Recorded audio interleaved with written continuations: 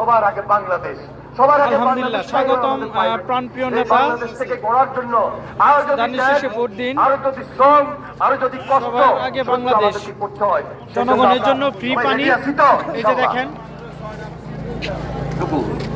অনেক অনেক পরিমাণের পানি আছে, যারা এখানে আমাদের নেতাকর্মী আছে সবার জন্য দেখেন ফ্রি, বিনামূল্যে পানি, বিনামূল্যে পানি। এই যে দেখেন এই বিশাল সমাগম, বিশাল সমাবেশ, পানি। এই সমাবেশে প্রমাণ করে বাংলাদেশের এই মুহূর্তে সবচেয়ে জনপ্রিয় দল হচ্ছে বিএনপি। বাংলাদেশের এই মুহূর্তে সবচাইতে জনপ্রিয় নেত্রী হচ্ছে দেশনেত্রী বেগম খালেদা জিয়া। বাংলাদেশের এই মুহূর্তে সবচেয়ে জনপ্রিয় নেতা হচ্ছে দেশ নায়ক তারেক রহমান। প্রিয়